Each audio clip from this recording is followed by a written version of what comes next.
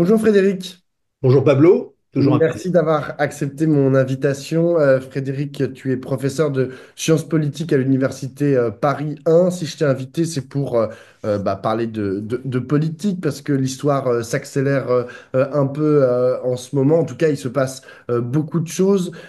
Cette semaine, on a eu le droit à la nomination, enfin la semaine dernière, pardon, on a eu le droit à la nomination de François Bayrou au poste de Premier ministre. Ma première question, elle est assez simple. Cette nomination intervient après la chute du gouvernement Barnier, après sa censure, après un 49-3, le déclenchement d'un 49-3. Est-ce que tu considères qu'il y a des différences fondamentales entre ce qu'a pu incarner Michel Barnier, les conditions de son accession à Matignon il y a quelques mois, et aujourd'hui celle de François Bayrou, ou pour toi, est-ce que c'est exactement la même chose et les mêmes causes produisant les mêmes effets, dans quelques semaines, eh bien, il y aura aussi une chute du gouvernement François Bayrou.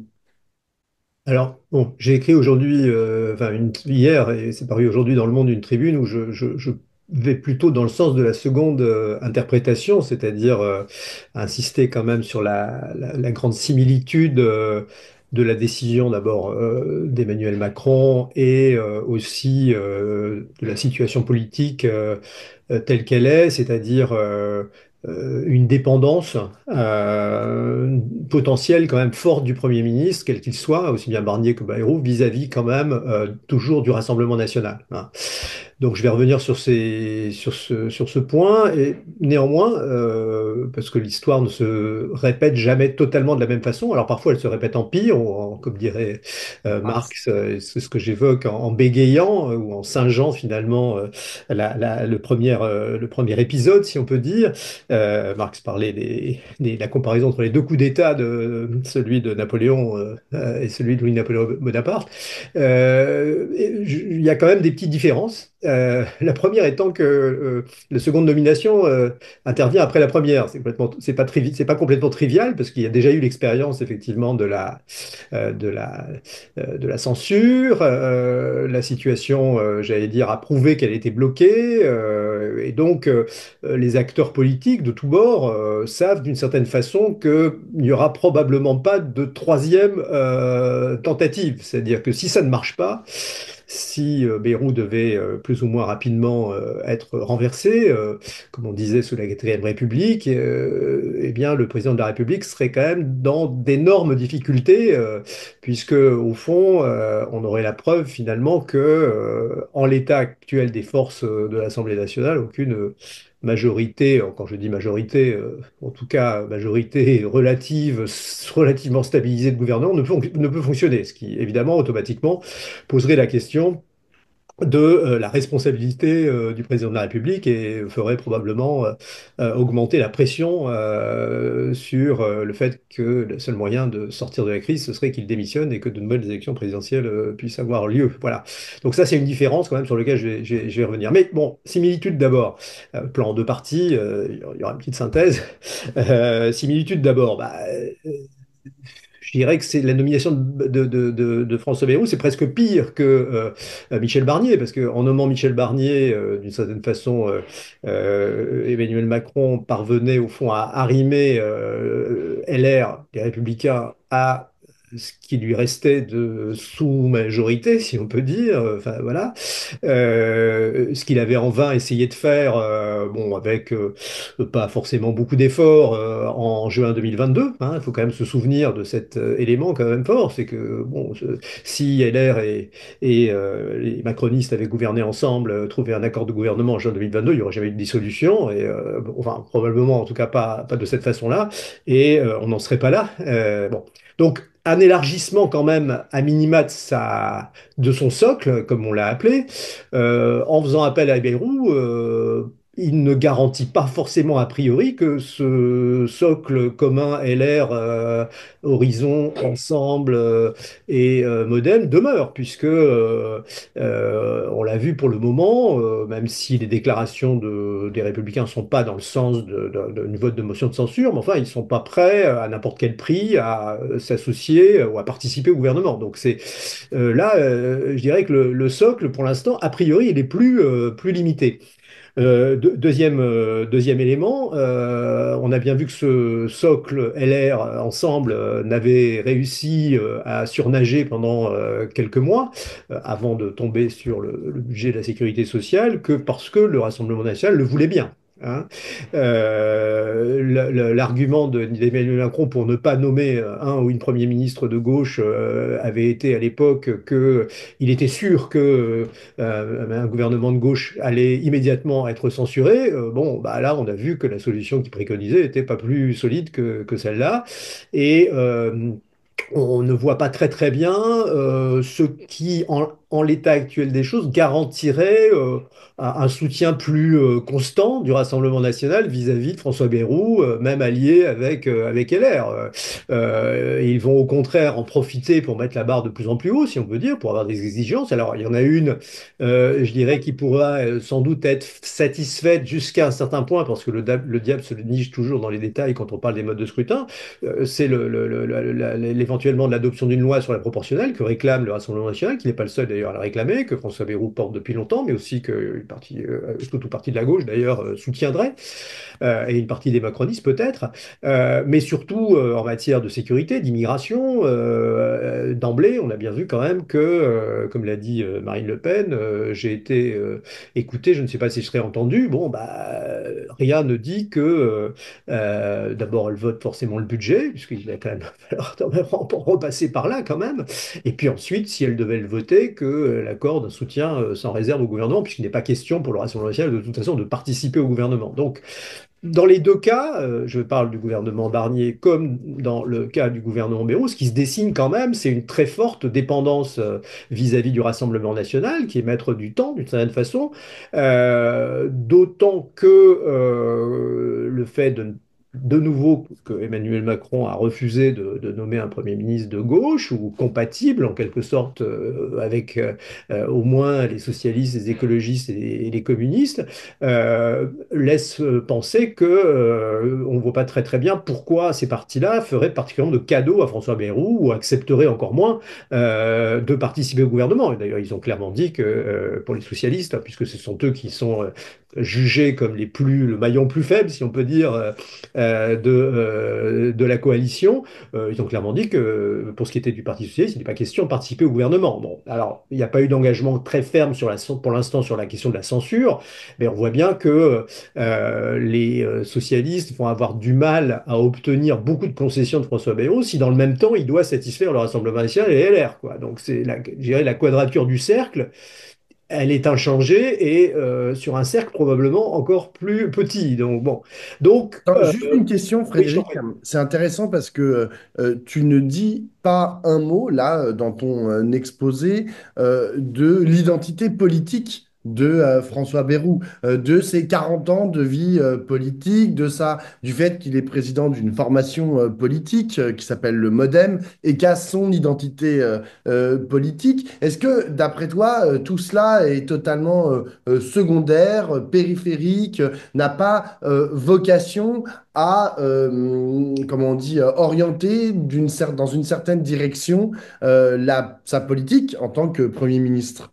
Bah, il ne faut pas tomber dans l'illusion héroïque, c'est-à-dire qu'on nous avait beaucoup vendu Barnier justement sur le même thème, c'est-à-dire ah, Michel Barnier, homme de consensus, capable de sortir du guêpier du Brexit, commissaire européen hors pair, élu local ayant été capable de mener les grands travaux dans le cadre des JO d'Albertville, et gna gna gna gna gna gna. Bon, très bien, c'est sans doute vrai, en tout cas pour ce qui est du Brexit. Brexit, j'avais lu le livre qu'il avait écrit à ce propos, il a été bien soutenu, mais il a été assez remarquable dans cette opération-là. Mais là, ça n'a rien à voir. On est dans une situation politique où il n'y a pas de majorité, où il y a surtout une forte polarisation du Parlement. C'est-à-dire que c'est pas seulement un émiettement et une absence de majorité, c'est aussi qu'on a à gauche, alors le groupe insoumis qui, avec 72, 73 députés, et puis surtout le Rassemblement national avec 136, sont pas prêts, eux, à se coaliser avec personne.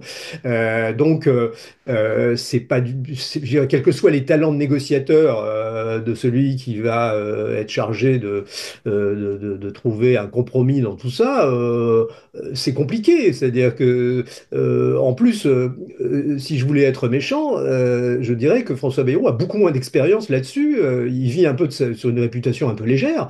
François Bayrou a été rapidement un ministre de l'Éducation nationale qui a mis 500 000 personnes dans la rue en, en ressortant la guerre scolaire que Lang et Cloupet avaient essayé d'enterrer à la fin du deuxième quinquennat entre guillemets sous François Mitterrand.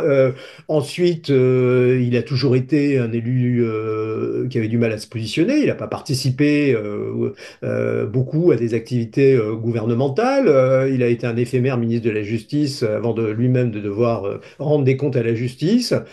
Bon, le MoDem, évidemment, s'appuie sur un socle idéologique centriste. Il y a un projet centriste que Bayrou a défendu, notamment lors de la campagne de 2007, mais déjà depuis 2002, puis bon, ensuite en 2012. Bon, ça a fait flop. C'est pas un grand parti politique.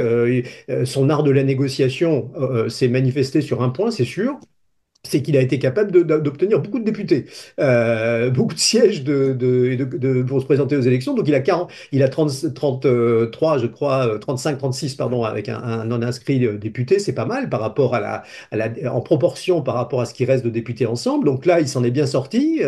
Il a, il a, il a apporté à Macron finalement le seul soutien partisan que Macron a eu en 2017 et il lui est resté fidèle, très bien, mais enfin, c'est quand même pas un parti qui est très très puissant, très ancré, et voilà. Donc, en plus, c'est pas que je veuille à tout prix commenter l'actualité chaude, mais enfin, la déclaration, enfin, le voyage de Macron, pardon, de Bayrou à Pau hier, et l'annonce que sa première, enfin, qu'une de ses grands projets, c'est de rétablir la possibilité du cumul des mandats, c'est pas pour dire, mais ça ne me semble pas aller complètement dans le sens des attentes prioritaires des Français qui considèrent que globalement que le cumul des mandats est quand même quelque chose d'assez, on pourrait dire, malvenu, quoi, hein. Bon. Mm. Donc, le sens politique de François Bayrou, je veux bien, on verra finalement, c'est au pied, on verra ce que vaut, ce que sont ses qualités. Je pense qu'elles sont très largement de l'ordre réputationnel et pour l'instant en tout cas, peu visible par des actions. Voilà, qu'est-ce qu'a fait François Bayrou au fond? C'est quoi ses grandes réalisations? De Barnier, on a dit qu'il avait négocié le Brexit, il avait été un ministre de l'Environnement particulièrement marquant, avec des lois qui continuent, loi Barnier. Bon, je suis désolé, mais la réforme de l'éducation nationale sous François Bayrou, ça laisse pas des souvenirs immanquables. S'il y avait la semestrialisation à l'université, je crois me souvenir. Bon, voilà, c'est pas du même ordre. Alors, donc peut-être qu'il fera des miracles. Alors c'est pas le même positionnement au sens où il est plus centriste évidemment que Barnier, mais d'une certaine façon ça rend les choses quand même plus compliquées aussi parce que du côté de LR, l'image et l'appréciation de Bayrou est très négative. Il a appelé à voter pour François Hollande en 2012. Il n'a pas été récompensé d'ailleurs pour ça, François Hollande n'a pas intégré dans sa majorité à l'époque. C'était peut-être une erreur d'ailleurs vu la politique qui a été menée, mais bon ça c'est autre chose. Donc, ça risque d'être plus compliqué vis-à-vis de l'air, ça risque d'être un peu plus facile peut-être du côté du Rassemblement national, parce que Bayrou a apporté son soutien, on va dire, notamment lors du procès de Marine Le Logistique. Pen. Bon, il a jamais attaqué fermement, voilà, c'est pas quelqu'un qui est réputé comme un va-t-en-guerre hein, vis-à-vis de la dénonciation de l'extrême droite, mais enfin bon, est-ce que ça suffira? J'en sais rien. Donc, le seul point d'interrogation, c'est est-ce qu'il est capable d'ouvrir sa majorité sur une partie de la gauche? Mais là encore, comment ça peut se faire? Bah, ça se fera par des débauchages. Donc peut-être que, bon, la dernière fois, on a vu, on a vu que un seul ancien, mais ancien socialiste quand même, qui avait beaucoup, comment dire, qui avait beaucoup mis d'eau dans son rosé, a fini par prendre le poste de ministre de la Justice. Mais est-ce qu'il y aura comme ça des anciens socialistes Mettre type sa mère. Cazeneuve qui acceptent, voilà, Cazeneuve qui accepterait, bon, c'est quand même, même pour Cazeneuve, ça a un coût. C'est-à-dire que de faire ça, si ensuite ça capote, c'est-à-dire si très vite le gouvernement est renversé, si il se retrouve au gouvernement avec Retailleau, ça va être un peu compliqué quand même à faire passer, y compris vis-à-vis des lecteurs de gauche très modérés, vous voyez. Donc, Mm. je vois pas très bien pour l'instant. On verra quand le gouvernement sera constitué. Il y aura peut-être des surprises.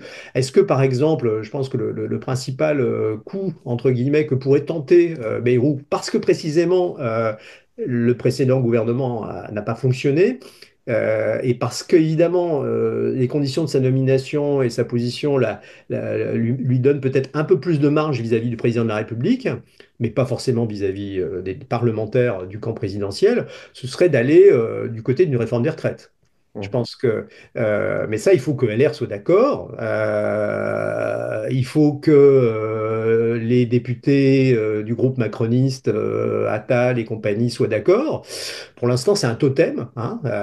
On n'y touche pas. C'est le seul truc auquel on ne peut pas toucher, avec un peu la politique de l'offre et la politique fiscale. Mais c'est surtout quand même ça. C'est pour ça d'ailleurs que Emmanuel Macron a refusé par deux fois quand même de nommer une ministre de gauche, un premier ministre de gauche ou une première ministre de gauche, hein. C'est parce que c'est d'abord par rapport à ce coût symbolique pour lui qu'aurait représenté le fait de décricoter sa réforme des retraites, pourtant passée au forceps, au 49-3 avec les deux tiers de Français hostiles. Mais voilà, donc peut-être que si là-dessus il annonçait un engagement fort ou une politique vis-à-vis de relance de services publics avec bon. Méthode. Et Mm. la situation, on peut pas à la fois commencer par dire il n'y a plus de sous dans les caisses, ça fait X années que que c'est le gâchis, et puis ensuite accepter de s'engager dans des réformes qui apparaîtraient comme coûteuses, quoi. Donc les premiers signaux qui ont été donnés par Bayrou, mais ça fait là il est dans la continuité, hein, c'est son, j'allais dire, c'est un de ses dadas, hein, dénonciation de l'endettement de la France, on vit au-dessus de nos moyens, etc., etc. euh, ne lui donne pas beaucoup finalement de marge de manœuvre pour faire des concessions significatives vis-à-vis de la gauche, quoi, et qui ne pourra sans doute pas se contenter uniquement d'une noce que pourrait représenter une réforme du mode de scrutin ou éventuellement d'autres réformes institutionnelles. Bon, voilà. Donc, en plus, on a cette situation invraisemblable au fond, hein. C'est ce que plusieurs observateurs et notamment connaisseurs de la vie politique étrangère ont noté, c'est que on peut pas en fait. Il y a eu une pression pour que Macron nomme vite un premier ministre, mais on nomme un premier ministre, ok, très bien, et ensuite il faut quand même constituer le gouvernement. Et là maintenant, on met la pression, y compris le président, sur le premier ministre pour nommer un gouvernement en 2 jours. Mais très sérieusement, nommer un gouvernement dans une situation politique aussi compliquée, dans n'importe quel pays, ça prendrait plusieurs semaines, voire plusieurs mois. Mm. Donc, la précipitation risque finalement d'empêcher qu'une réelle négociation puisse s'enclencher et qu'on parte très vite dans une logique très politicienne, c'est-à-dire de positionnement par rapport à la prochaine élection, c'est-à-dire que tout le monde anticipe, on est dans une situation où tout le monde anticipe que ça ne va pas durer en fait, hein. C'est Mm. ça le truc en fait, l'essentiel. Alors ceux qui rêvent d'une présidentielle anticipée, puis il y a ceux qui pensent que de toute façon il y aura une dissolution au mois de juin. Donc dans des conditions comme celle-là, qui va accepter d'aller au gouvernement, hein? Mm. Avec quel risque? Les retraites définies. Donc aussi bien d'ailleurs, bon, c'est le risque compris les LR, mais là, la gauche, les socialistes, il y a un congrès en plus du parti qui s'annonce, ils ont le cul entre deux chaises, donc dans ces cas-là, il vaut mieux ne pas trop pencher d'un côté, au risque de tomber. Euh, c'est compliqué de prendre clairement. Donc, pour accepter d'aller finalement soutenir un gouvernement comme celui-là, n'importe quel partenaire, que ce soit le Rassemblement national comme soutien passif, et idem pour les socialistes, voire les écologistes, il faut que le Premier ministre lâche beaucoup de choses. Mais que peut-il lâcher qui conviennent aussi bien des deux côtés? Moi, à mon avis, le seul point, c'est éventuellement les retraites. où là, le RN pourrait dire, bah oui, ok, c'est bien, on revient sur la retraite à 64 ans, bon, voilà. Donc, s'il lâche là-dessus, ça peut peut-être durer un peu plus, mais honnêtement, je ne vois pas comment ça pourrait durer, en tout cas jusqu'en 2027. Ça me semble, enfin, voilà, si quelqu'un est persuadé de ça, je suis prêt éventuellement à discuter avec lui, à en débattre, mais je vois pas.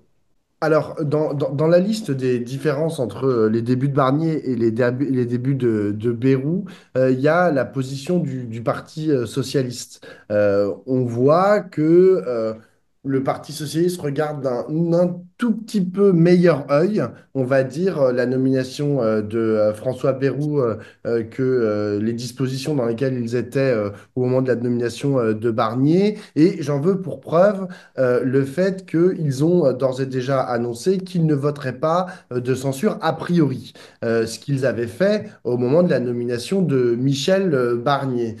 D'après toi, qu'est-ce que j'allais dire ce changement de stratégie, c'est pas la même personne, donc c'est un peu normal d'avoir une stratégie différente, mais qu'est-ce que cette différence montre au Parti socialiste? Est-ce que c'est pour montrer qu'ils ont définitivement pris leur distance vis-à-vis notamment de la stratégie de la France insoumise et donc du coup du nouveau Front populaire, ou bien c'est parce que ils considèrent que bah, effectivement il faut regarder ce que va faire François Bayrou sur pièce avant que de pouvoir se décider si oui ou non il censure.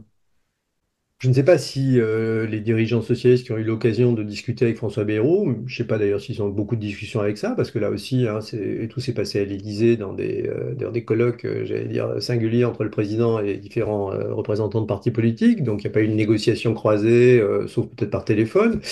Donc, est-ce que les dirigeants socialistes auraient eu en off, comme on dit, des signes, des messages de la part de François Bayrou indiquant qu'il est prêt à, par exemple, retenir un certain nombre d'amendements parmi ceux qui avaient été déposés lors du débat budgétaire. Dans le cadre du nouveau budget, bon, est-ce que Bayrou de l'autre côté a eu la garantie que LR ne le bloquerait pas? Parce que les socialistes sont plus nombreux que les LR, mais quand même, bon, c'est une petite vingtaine de députés d'écart.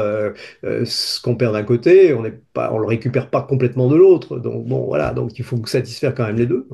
Donc, est-ce que c'est ces éléments-là qui amèneraient les socialistes à une certaine prudence? Est-ce que c'est le fait que Olivier Faure a été fortement sur la sellette ces derniers mois, accusé d'être trop aligné sur les positions de la France insoumise, et donc c'est une belle occasion pour lui et pour ses soutiens, notamment le président du groupe à l'Assemblée nationale, Boris Vallaud, de montrer que bah, voilà, les socialistes sont responsables, c'est-à-dire qu'ils ne sont pas alignés sur une position jusqu'au boutiste. Ils prennent en compte le fait que, la stratégie précédente du mois de juillet a échoué, enfin voilà.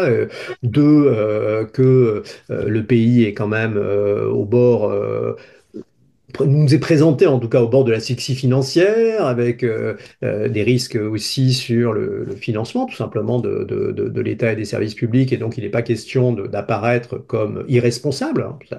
C'est quand même la principale différence au fond. C'est un peu la même symétrique, c'est symétrique avec le LR vis-à-vis de RN. Les gens de LR se distinguent du RN pas forcément par une idéologie fondamentalement différente. Il suffit de regarder les discours ou d'écouter les discours de Wauquiez ou de Retailleau pour s'en convaincre. Mais nous sommes responsables. Voilà, nous sommes un parti de gouvernement, et donc on sait qu'on ne peut pas tout faire n'importe quand. Et puis il y a le sens de l'État, il y a le sens de la continuité de l'État. Bon, voilà. Et donc on a un peu la même chose des socialistes vis-à-vis des insoumis, en disant, bon, écoutez, quand même là, on ne peut pas bloquer le pays ou rentrer dans une situation de conflit ouvert ou de crise. On ne sait pas très très bien où ça pourrait mener. Bon.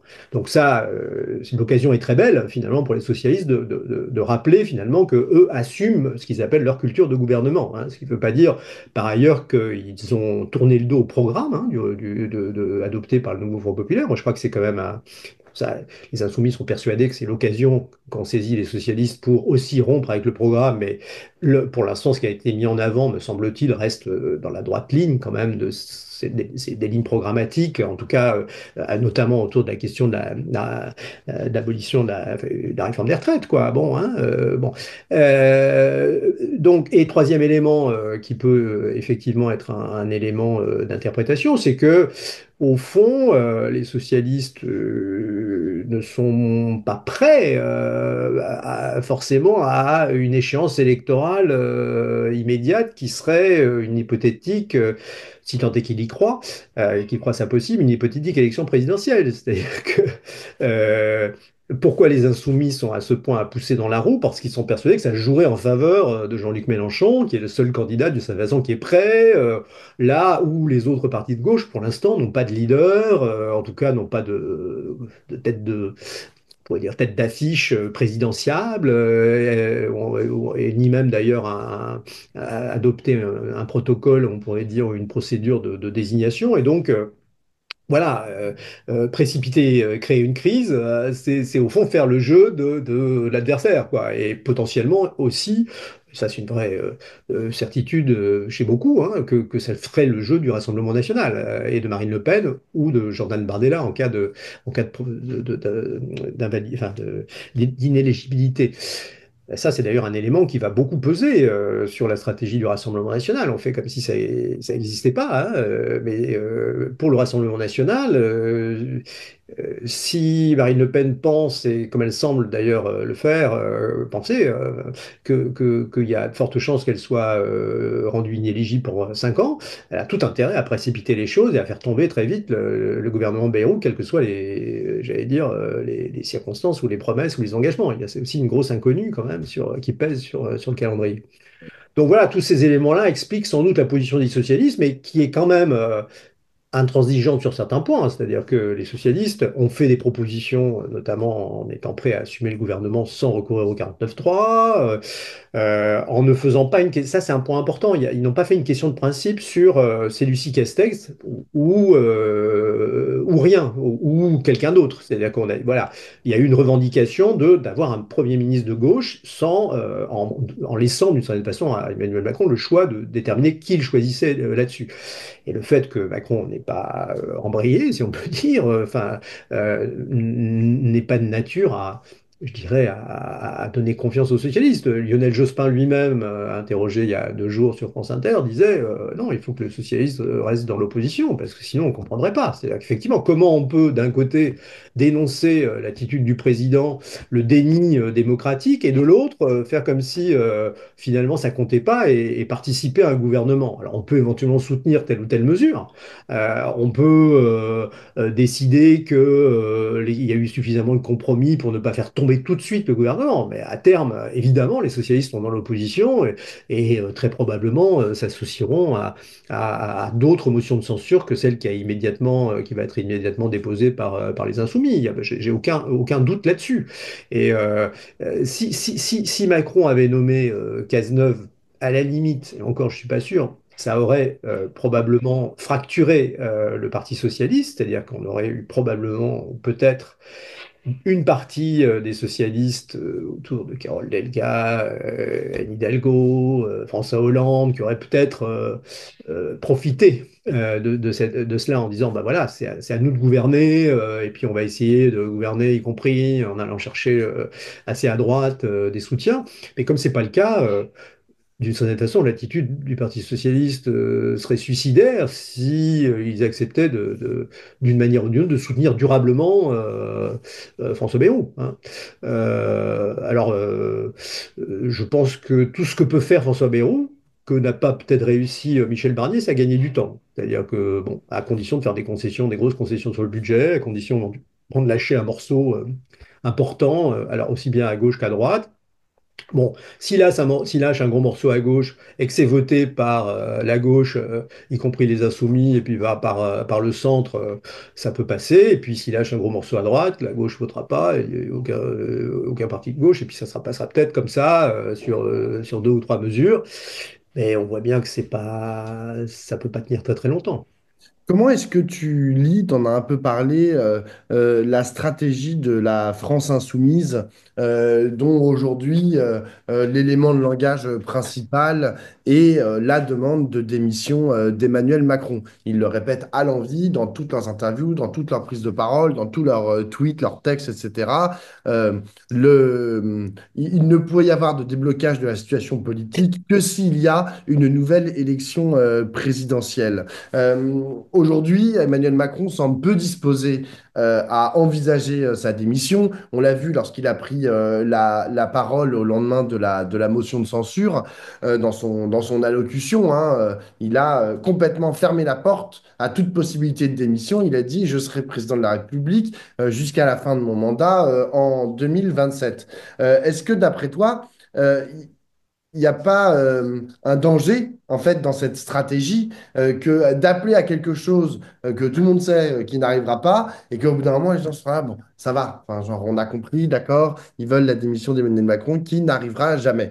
Est-ce que c'est pas un peu un danger, voilà, de se lancer? Parce que je me souviens, juste toute petite parenthèse, pour ceux qui s'en souviennent pas, il y a quelques semaines, il y a quelques mois, la France Insoumise avait lancé une campagne pour la destitution Tout à fait. d'Emmanuel Macron sur la base d'un article de la Constitution. Et alors, il nous disait dans les médias, non, non, mais c'est sûr, vous allez voir, ça peut passer, c'est du béton, on va le destituer. Bon, bah, résultat, rien du tout, il n'y a pas de destitution. Et maintenant, il n'en parle même plus de la possibilité Hmm. de destitution.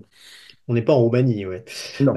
Non mais, et encore, là c'était un candidat. Non, écoutez, Pablo, je pense que ce qui est important de rappeler, c'est quand même que la France Insoumise, c'est un parti qui a été une force politique qui a émergé d'une élection présidentielle autour de la candidature d'un leader, Jean-Luc Mélenchon, qui a à la fois des qualités personnelles indéniables, à la fois des qualités intellectuelles, des qualités de débatteur,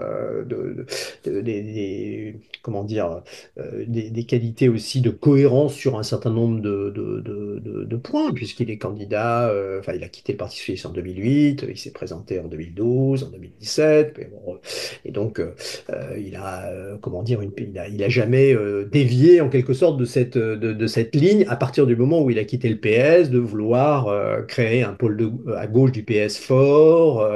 Et évidemment, il est parti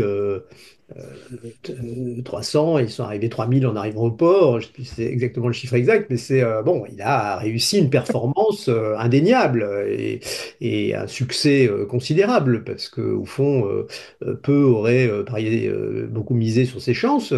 Alors en 2012, il s'est appuyé sur les épaules du Parti communiste, et puis en 2017, il s'est émancipé, mais sans le Parti communiste, il a fait beaucoup plus en 2017. Bon, il a profité d'une conjoncture politique évidemment liée au discrédit du quinquennat Hollande, mais bon, quand même, il fallait le réussir. Au début de la campagne électorale 2017, Benoît Hamon était plutôt mieux placé. Enfin voilà, il apparaissait aussi comme un candidat issu de la gauche du PS, jeune, avec des idées nouvelles, qui pouvait éventuellement, bon, et Mélenchon a réussi à s'imposer. Puis il a réussi à agréger autour de lui des militants, alors des internautes, mais aussi des militants de terrain qui se mobilisent surtout au moment des campagnes présidentielles. Et bon, il a redonné confiance, hein, et espoir surtout à une partie du peuple de gauche, comme on dit, et en particulier à ceux qui étaient souvent peu entendus, et c'est moins qu'on puisse dire quand on se souvient des déclarations de Manuel Valls, Premier ministre, hein, peu entendus des autres partis de gauche, qui sont les jeunes issus de l'immigration, les moins jeunes d'ailleurs aussi, les habitants des banlieues, bon voilà. Euh, mais alors, c'est important de rappeler ça parce que, évidemment, par la suite, à chaque fois que la France Insoumise s'est présentée à d'autres élections, à d'autres scrutins, là, les scores étaient quand même beaucoup moins importants. C'est-à-dire que, alors, aux législatives en 2017, puis, bon, il y a eu pour dire un effet Mélenchon sur les législatives, comme il y en a eu un sur Macron, mais un petit effet Mélenchon, hein, 15 députés, 15 ou 16, je crois, à l'époque, c'est tout juste, ou 17, je ne sais plus tout juste de quoi faire un groupe, mais un petit groupe quand même. C'était bon. Les élections européennes, ensuite, ça a été, si je me souviens bien, entre 7 et 8%. Je m'excuse d'avance, c'est un entretien spontané. Mais enfin, c'était un score qui était largement inférieur, 2 à 3, 2,5 à 3 fois inférieur à celui des élections présidentielles. Et puis, évidemment, en 2022, bon, bah là, il y a eu une coalition dite la NUPES, qui a permis effectivement l'élection d'un groupe important de députés de gauche, mais surtout insoumis, mais sur la base des élections, du résultat des élections présidentielles, quoi. Et entre-temps, les élections municipales ont été un flop également. Donc, ce parti, pour exister, d'une certaine façon, enfin, c'est un parti qui est ça peut changer, ça peut évoluer. C'est un parti présidentiel, c'est-à-dire que c'est un parti pour lequel l'élection présidentielle est déterminante. Et donc on peut comprendre effectivement que tout se focalise sur cette élection. Et évidemment, quand je dis que l'élection présidentielle est déterminante, comme ils n'ont qu'un seul candidat pour l'instant crédible, il y a peut-être Ruffin à un moment, mais il a été, comme on le sait, poussé dehors, et puis ensuite il s'est auto-poussé dehors, je ne sais pas, où il a marqué tellement de différences qu'il ne peut plus espérer en quelque sorte rivaliser avec Jean-Luc Mélenchon, en tout cas auprès des sympathisants de la France insoumise. Et donc, c'est normal qu'il mise tout sur l'élection présidentielle. Alors, est-ce que pour autant c'est raisonnable? Personnellement, je n'exclus pas la possibilité que Macron se démissionne et n'aille pas au bout de son mandat. C'est même l'hypothèse qui me semble la plus plausible. D'accord? Est-ce que c'est nécessairement en réclamant sa démission ou en bloquant complètement le jeu institutionnel et en apparaissant responsable de ça qui va le faire? À mon avis, non.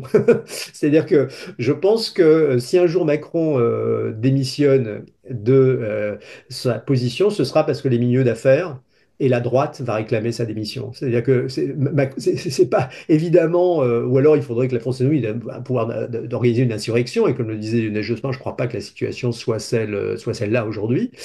Mais je pense au contraire que si Macron il démissionne, c'est parce qu'effectivement les milieux économiques considéreront que bon, le désordre institutionnel, ça suffit, et quitte à ce qu'il y ait du désordre, autant que ce soit Marine Le Pen éventuellement, peu importe, mais qu'on en finisse une fois pour toutes, quoi, qu'on ne peut pas rester comme ça dans l'incertitude. Enfin, pour moi, le meilleur indicateur, c'est toujours Alain Minc. Hein. C'est-à-dire, c'est le baromètre, si vous voulez, c'est Bien peut-être qui servent à quelque chose. ah oui, le baromètre à la main, il faut être très, très attentif à ce que dit Alain Minc. À travers Alain Minc, c'est toute le milieu d'affaires, une partie des milieux d'affaires parisiens qui s'expriment. Et là, quand vous avez un Alain Minc qui écrit un livre pour expliquer, ou qui va sur tous les plateaux pour expliquer qu'Emmanuel Macron est un narcissique qui a fait la plus grosse erreur de sa vie en faisant la dissolution, et que maintenant il est incapable de tirer les conséquences et de voir la réalité qu'il a lui-même produit, parce qu'il est narcissique et donc il impute la responsabilité des autres et pas lui-même. Vous vous dites qu'il y a quand même un truc là qui est en train de changer. Il faut lire Le Figaro aussi, hein, c'est aussi intéressant. Alors bon, Macron continue d'être soutenu par le journal du dimanche, il n'y a pas de problème, mais À la tribune du dimanche, si je dans la puis me permettre. tribune du dimanche, pardon. Du Si dimanche, ils sont passés avec Armze Oui, Bagler. oui, oui, oui. Pardon. Donc, on a quand même, et on pourrait aussi voir les déclarations de Sarkozy qui commencent là aussi. Oui.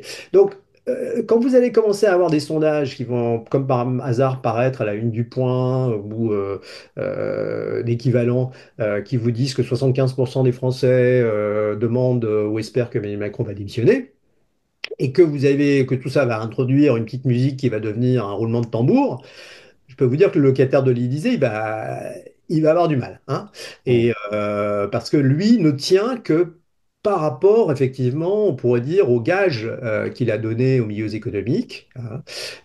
C'est l'homme qui s'est présenté comme celui qui relançait l'industrie française, la compétitivité, enfin voilà, qui redresserait les finances publiques, etc. Là-dessus, ce bilan est absolument catastrophique, à tel point que certains viennent sans doute à penser que ça serait pas pire avec Marine Le Pen. Vous voyez, voilà.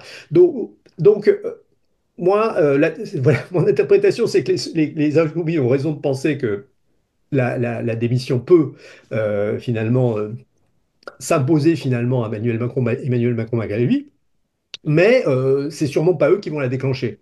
Et c'est surtout pas eux qui doivent apparaître comme bon, parce que ça alimente au contraire cette image répulsive, injuste peut-être en partie, mais qui a quand même aussi qui s'appuie sur des fondements. Enfin, je veux dire, quand vous décidez de vous engager dans une épreuve pour essayer d'obtenir la destitution du président et que vous y allez à la légère, vous y perdez des plumes. Hein. C'est pas, vous faites, voilà, c'est pas, vous perdez de la crédibilité. C'est-à-dire que pour quand même s'imposer, il faut quand même être un minimum, pas simplement d'avoir des idées, des convictions et des projets. Il faut être crédible comme quelqu'un qui est capable de mettre en œuvre ses convictions. Et là, là-dessus, la France Insoumise a beaucoup perdu ces dernières années, depuis 2022 notamment, j'allais dire depuis l'épisode de la réforme des retraites, et y compris d'ailleurs auprès des partenaires de gauche, et pas que des partis de gauche, et des électeurs de gauche, sans même parler des positions internationales.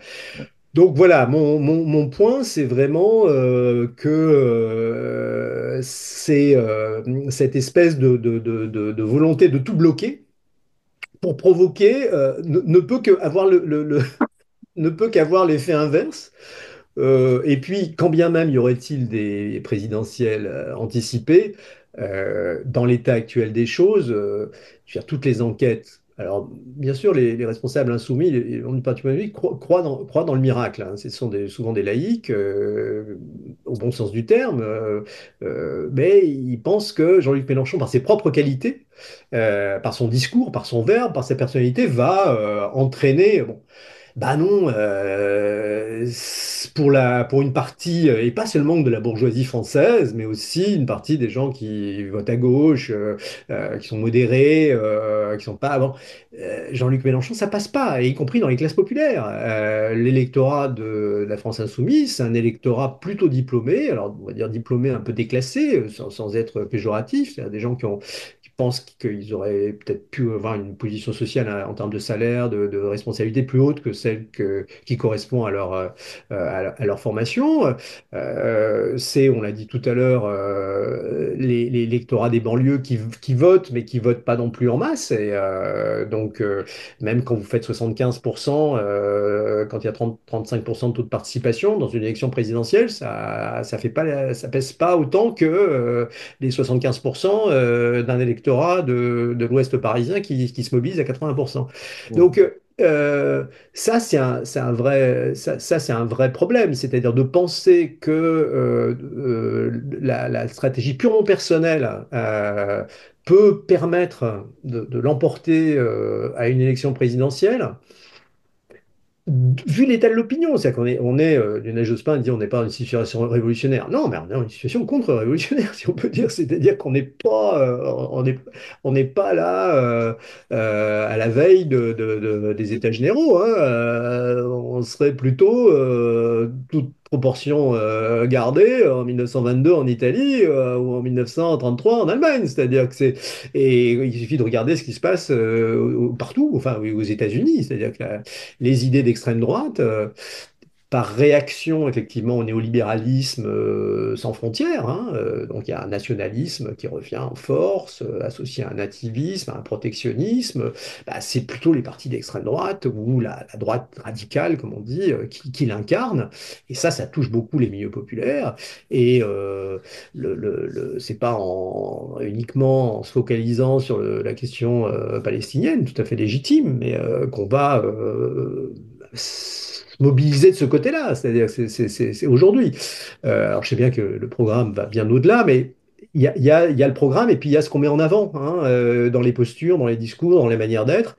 Et je pense que voilà, sur le fond, cette stratégie à vouloir y aller seul, ralliez-vous à mon panache blanc, là, c'est hommage à François Bayrou et à sa biographie d'Henri IV, là, non, il y aura pas de ralliement automatique et tout ça se travaille, se prépare et même uni d'ailleurs, la gauche aura du mal à arriver au premier tour. Hein, faut Alors, pas se faire d'illusions. justement, dernière question, Frédéric, rapidement.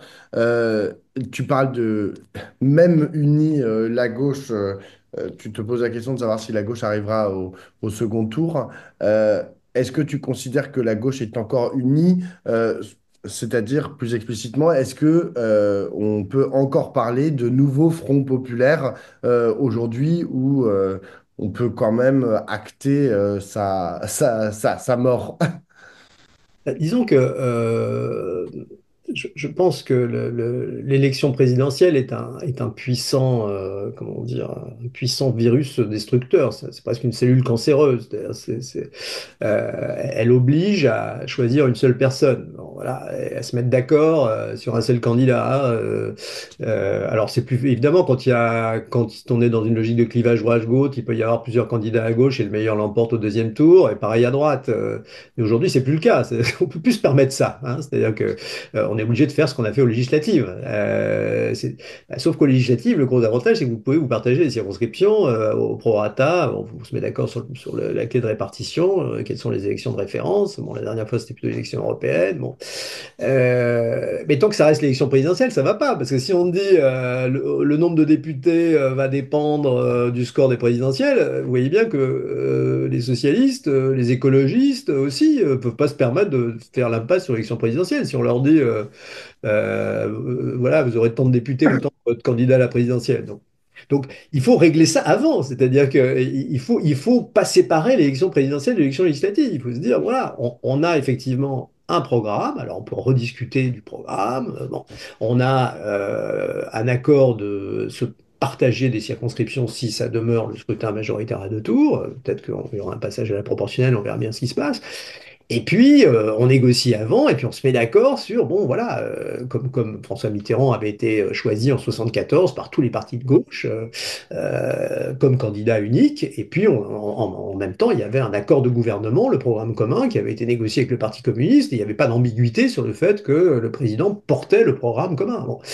Bah, il faudrait réussir assez rapidement à se mettre d'accord là-dessus. Et comme il n'est pas sûr que l'élection présidentielle ait lieu en 2027, mais puisse se produire avant, ça devrait être à ça maintenant que les partis travaillent, c'est-à-dire à se dire qu'est-ce qu'on fait pour l'après? C'est-à-dire, quel est, bon, éventuellement, on révise le programme pour tenir compte aussi de l'évolution de la situation budgétaire du pays, hein, pour tenir compte aussi du rapport de force dans le pays. Donc, la question, par exemple, d'un élargissement de la majorité peut se poser aussi, quand même. Bon.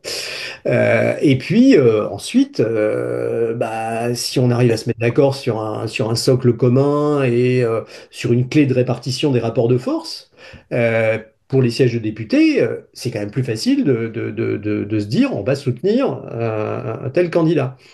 Alors, et si, évidemment, si on commence par dire ce sera moi qui est candidat, si je suis candidat, de quoi qu'il arrive, et puis vous ralliez à moi ou pas, bah, c'est votre problème. Tant pis, vous prendrez la responsabilité de la division. C'est un peu ça que ça veut dire.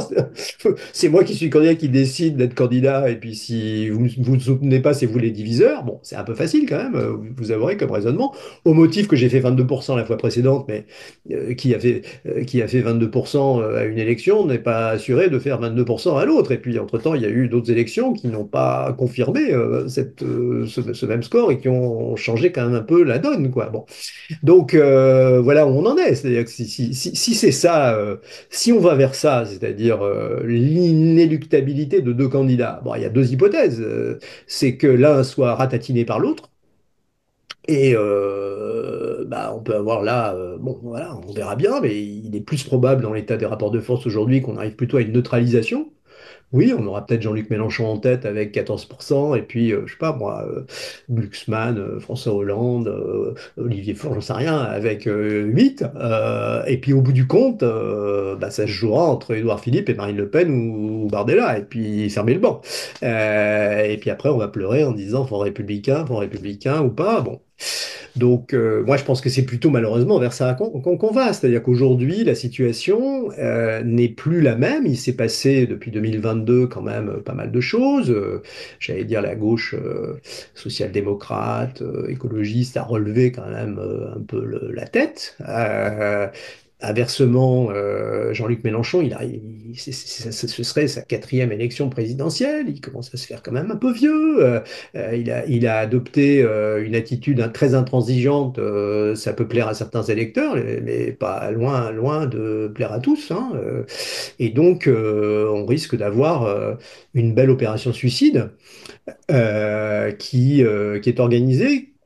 Et la seule chose qui pourrait éviter ça, c'est qu'on passe à une proportionnelle pour la législative qui là libérerait d'une certaine façon les partis de gauche de leur obligation de s'allier jusqu'à un certain point, au moins au premier tour, et permettrait au fond de trancher la valeur du poids respectif des différentes forces politiques sur des bases un peu objectives, quoi. Bon, et on pourrait à ce moment-là avoir un gouvernement équilibré, hein. Mais l'attitude impérialiste de Jean-Luc Mélenchon, euh, ou hyper présidentialiste, est quand même de toute façon un vrai paradoxe quand on sait que un des éléments moteurs ou clés de la France insoumise dans son programme, c'est quand même la Sixième République. Ça, on peut toujours m'expliquer qu'il faut en passer par une dictature pour instituer la République, mais en général, sous l'Empire romain, ça se terminait pas dans ce sens-là. C'était quand on avait un dictateur, ça devenait un empereur, ça devenait rarement un grand républicain. Vous voyez, donc ce paradoxe-là, c'est plus qu'un paradoxe, cette tension-là, de toute façon, qui s'incarne aussi dans les comportements, crée, j'allais dire, une suspicion très forte a priori chez beaucoup de gens sur la capacité effectivement à Jean-Luc Mélenchon et à la France insoumise d'incarner à titre principal, si j'ose dire, toute la gauche, quoi, hein. Je crois pas d'ailleurs Étant que... dit, Pardon? Ceci étant dit, on ne sait toujours pas où est-ce qu'on va, de quoi sera fait demain, quoi, en la matière. Parce que pour l'instant, le fait mieux de Jean-Luc Mélenchon qu'il avait prononcé au soir des législatives de 2022, en vérité, il n'a pas été rempli. Il a certes pas laissé beaucoup d'espace pour que d'autres fassent mieux, mais de fait, personne n'a réussi à faire une proposition politique plus costaude que la sienne. Donc c'est aujourd'hui aussi pour ça que, il est dans cette position que tu qualifies d'impérialiste. Oui, oui, bien sûr. Mais une chose est d'être impérialiste. On peut être impérialiste en étant, et une autre est hégémonique, hein, c'est-à-dire Mm. hégémonique au sens gramscien. C'est-à-dire que je pense que cet impérialisme, en fait, ne correspond pas à une domination hégémonique de son positionnement politique, hein. C'est-à-dire que là, je renvoie à l'analyse des élections présidentielles. C'est-à-dire si Jean-Luc Mélenchon fait 22%, c'est parce que la moitié de ses électeurs adoptent un comportement de vote utile, pas parce qu'ils pensent que Jean-Luc Mélenchon et son programme est celui qui sont prêts. Voilà, c'est souvent un vote malgré Jean-Luc Mélenchon. C'est pas simplement un vote pour Jean-Luc Mélenchon parce que il s'agit de faire barrage à la fois à Marine Le Pen et ou à Emmanuel Macron. Et c'était un peu le même scénario en 2017. Donc, s'il y avait une hégémonie des idées des insoumis aux élections européennes, on retrouverait le même rapport de force, ou pas loin. C'est-à-dire que les insoumis seraient nettement devant. Si aux élections, s'il y avait une hégémonie aux élections municipales qui ont eu lieu en 2020, telles qu'elles se dessinent là, ou les élections régionales peut-être, bah, on aurait partout le surgissement, on pourrait dire, dans les territoires de militants, de candidats qui diraient, voilà, moi, nous sommes des insoumis, votez pour nous, les socialistes ont fait leur temps, les écologistes sont des bobos, confiez-nous. Bon. Mais c'est là que, enfin, s'il y avait une hégémonie culturelle, on pourrait dire, et politique des insoumis, ça se verrait. Là, ce qu'on voit au contraire, c'est, bah, par exemple, dans les milieux syndicaux, beaucoup de scepticisme, voire plus. Dans les milieux associatifs, on peut pas dire que voilà, il y a un ralliement massif. Ça n'a pas d'effet d'entraînement très très fort. C'est ce que je disais dans le fait de dire que c'est un parti présidentiel, c'est que c'est au moment des élections présidentielles qu'il existe, c'est-à-dire qu'il crée de l'engouement, mais cet engouement ne se traduit pas. Pour l'instant, ça va peut-être changer. On ne sait pas comment les choses peuvent évoluer, mais ça ne se traduit pas par un mouvement social. C'est-à-dire qu'on nous dit c'est un parti mouvement. Bah non, pour l'instant, c'est un parti autour d'un homme qui a un petit peu de comités locaux qui se développent quand on veut bien laisser se développer, mais qui ramène pas beaucoup de gens. Et quand il s'agit de faire des élections municipales, il est foutu de créer des listes, voilà, ou d'avoir suffisamment candidat pour que ça marche. Et c'est ça aussi, c'est-à-dire que on a là une belle machine à gagner, non pas à gagner le premier tour d'élection présidentielle, pas le deuxième. Et quand je dis gagner le premier, c'est par rapport aux autres forces de gauche, mais pas plus, quoi. Bon. Mm. Donc ça c'est quand même, quoi qu'on en dise, c'est pour ça que je distingue hégémonie d'impérialisme. C'est un impérialisme politique du genre c'est moi, et ralliez-vous à moi, et voilà, je suis le plus fort pour l'élection présidentielle. Et puis derrière, quand même, un socle, un ancrage social qui est très localisé. Voilà, c'est un parti qui a une concentration très forte, hein. Vous regardez un peu la carte de la répartition des votes ou des élus. C'est pas, voilà, c'est pas un mouvement national, hein. Donc ça, c'est un vrai problème si vous voulez gagner une élection, tout seul. Si vous gagnez avec d'autres qui sont implantés ailleurs et qui représentent d'autres formes de gauche, c'est pas un problème. Mais si vous dites, voilà, nous sommes la gauche, voilà, bon, nous sommes la principale force de gauche, non, je ne pense pas qu'aujourd'hui on puisse dire qu'en France, ce qu'incarne Jean-Luc Mélenchon soit la principale force de gauche, d'une gauche qui globalement va mal, mais en tout cas, bon, voilà, il y a pas dans le milieu intellectuel des dizaines de gens qui se rallient en disant, voilà, il y a quelques intellectuels, c'est pas un problème, mais c'est pas la même chose que ce que pouvait représenter, je sais pas moi, le rocardisme, par exemple, dans les années 70-80, où il y avait des revues, enfin, quand je dis des revues, c'était pas des revues confidentielles, hein, c'était Nouvel Obs, c'était Esprit, c'était tout ça, quoi. Bon, là, il y a bien des structures, mais c'est pas. Et quant à la domination aussi intellectuelle, bon, je voudrais bien qu'on fasse un peu des enquêtes par sondage pour vérifier ce que les gens connaissent de ce qu'est vraiment le programme de la France Insoumise. Au-delà de l'identification à Mélenchon, c'est un peu compliqué, hein. Il y a tellement de choses d'ailleurs dans le programme que du coup, on a du mal à savoir au fond quelle est la priorité, hein. Bon, en dehors bon, les retraites, les choses les plus, j'allais dire, les plus immédiates, mais sur le fond, on ne peut pas dire que ce soit identifié clairement. D'un espèce de mélange de programme social-démocrate, keynésien, et puis écolo, mais vous voyez, ça c'est quand même un problème, parce que si vous voulez ancrer une force politique dans la société, il ne faut pas simplement faire des coups. Il faut que ça devienne une identité politique, hein. Et Accepté par beaucoup, qui oui, crée, voilà, et reconnu et partagé par beaucoup, et associé tout ça à une crédibilité aussi. eh ben, il y a du boulot.